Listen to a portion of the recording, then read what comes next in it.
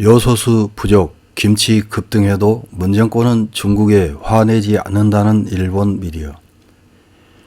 일본에 거주하는 외국인들은 일본만큼 국제뉴스에 관심 없는 나라는 없다고 합니다. TV에서 나오는 국제뉴스라고 해봐야 희한한 사건 사고와 관련된 내용뿐이며 국제정세와 관련된 뉴스는 별로 나오지 않는다는 것입니다. 이런 일본이지만 우리나라와 관련된 뉴스만은 외외입니다. 정치, 경제, 사회, 문화 등등 하나라도 놓치지 않으려고 항상 눈과 귀를 열고 지켜보고 있습니다. 11월 27일 아이라다시라는 매체, 요소수 부족인 한국에서 식탁에 빠뜨릴 수 없는 김치도 급등, 그런데도 문정권이 중국에 화를 내지 않는 이유라는 제목의 기사가 실렸습니다. 어떤 내용의 기사인지 요약해서 확인해 보겠습니다. 중국의 수출 제한에 따른 요소수 부족으로 물류 등의 차질을 빚고 있는 한국. 11월 21일 문재인 대통령은 국민의 질문에 직접 답하는 생방송 TV 프로그램에 출연해 요소수 부족 문제는 정부가 기민하고 신속하게 대응해 문제의 대부분은 해결했다고 답했다. 그러나 서울에 거주하는 프리 저널리스트 김경철 씨는 문 대통령은 자신만만하게 말했지만 아직 해결되지 않았다. 지금 한국에서 모두가 곤란해 하고 있는 것은 배추 가격이 엄청나게 오르고 있는 것이다 라고 말한다. 한국 가정에서는 11월 하순부터 12월 상순에 걸쳐 1년분의 배추김치를 담그는 이벤트인 김장이 열린다. 김 씨는 우리 집에서는 매년 배추를 30개 정도 사고 있어요. 그러나 올해는 가을비 영향으로 물품 수가 적은 데다 요소수 파동의 영향으로 트럭 운송비가 치솟아 배추 가격이 예년의 약 2배가 되고 있습니다. 한국 식탁에 김치는 빠뜨릴 수 없기 때문에 가게에 미치는 영향은 큽니다 라고 말한다.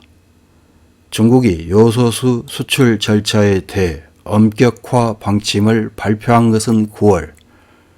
다음 달이 되자 실질적으로 수출이 중단됐다. 당황한 것은 요소를 100% 수입하고 그 전량을 중국에 의존한 한국이다. 영향이 특히 눈에 띈 것은 물류를 담당하는 운송업계, 트럭 등 디젤 엔진을 움직이려면 요소를 원료로 하는 요소수가 필요하지만 순식간에 품귀 상태에 빠졌다.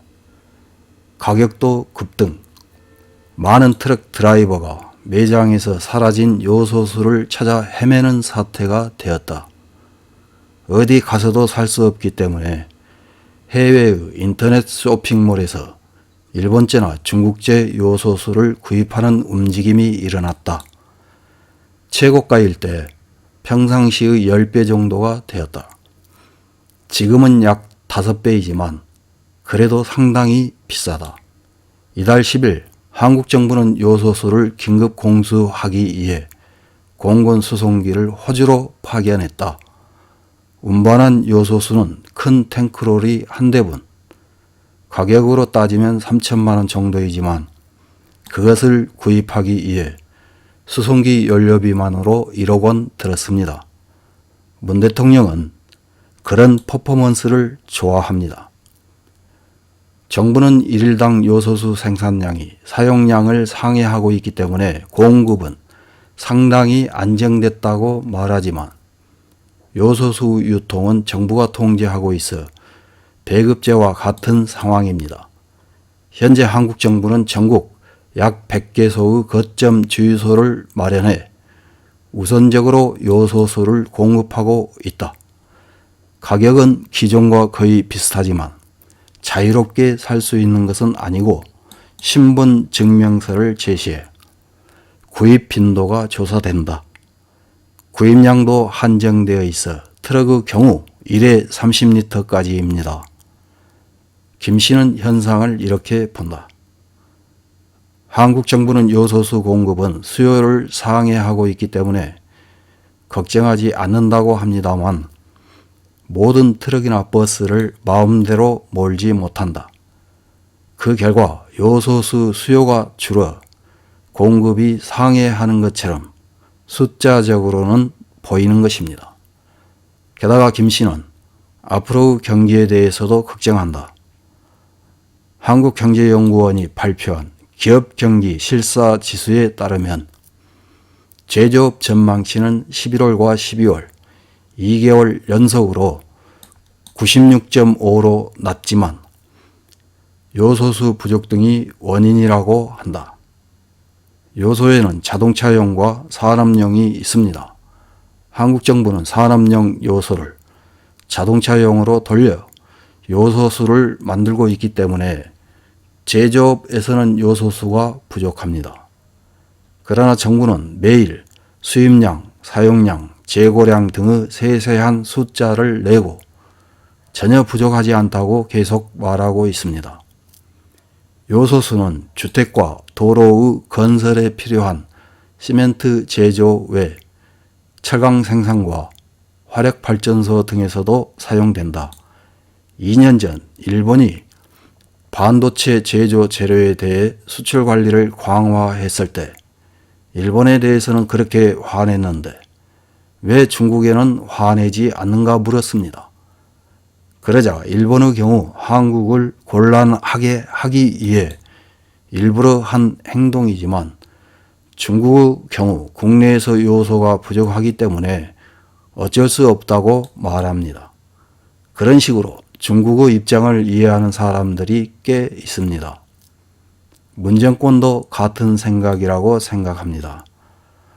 반일을 부추기면 지지율 상승으로 이어지지만 반중은 지지율로 이어지지 않습니다.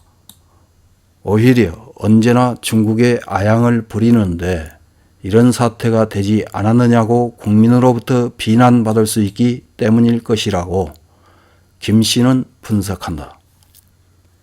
한국 정부는 이번 사태를 진정시키기 위해 당분간 비싼 가격으로 요소를 국제시장에서 계속 사들일 것이다. 값싼 중국산에 의존한 결과 높은 대가를 지불하게 되었다. 이런 기사를 읽은 일본 네티즌들은 어떤 댓글을 달았는지 몇 개 확인해보고 마치겠습니다. 첫 번째 댓글입니다. 만약 이 소동이 대만에서 일어났다면 일본은 자신들이 참고 필요 없다고 해도 온 힘을 다해 지원할 것입니다. 그것이 일본인의 기질. 같은 이웃나라이면서 반일을 국시로 하고 있는 나라와의 차이입니다. 다음 댓글입니다. 한국은 중국에는 아무 말도 하지 않으며 앞으로도 말하지 못할 것이다. 중국의 기분을 상하게 하면 나라의 존속이 위험하기 때문이다. PM2.5로 한국의 하늘이 아무리 검게 되어도 분명히 항의하지 않는다. 개인이 건강 피해를 입는 것보다 나라의 경제가 우선이니까. 다음 댓글입니다. 일본이 수출 관리를 엄격하게 한 것은 귀국이 레드팀에 부정 유출을 하고 있기 때문이지요.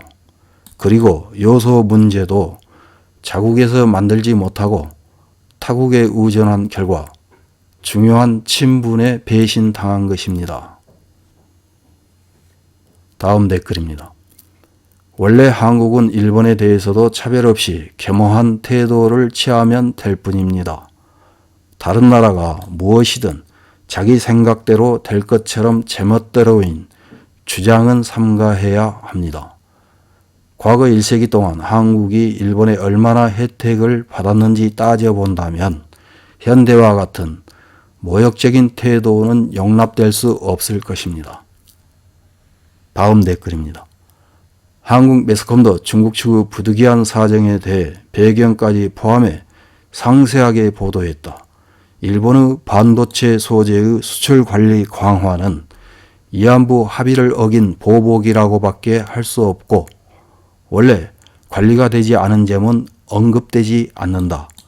결국은 모두 한국 정부의 정보 수집과 정책을 실행할 능력 부족과 반일 미중 정책에 도달하는 셈이다. 다음 댓글입니다. 요소수 부정 문제는 정부가 기민하고 신속하게 대응해 문제의 대부분은 해결했다고 답하며 코로나도 K-방역을 국민과 국제사회에 자랑하며 모두 한국이 뛰어나다고 자랑한다. 요소수도 해결했다고 자랑하며 위안부는 일본이 나쁘다고 하고 독도는 한국 땅이라고 우긴다. 이상입니다.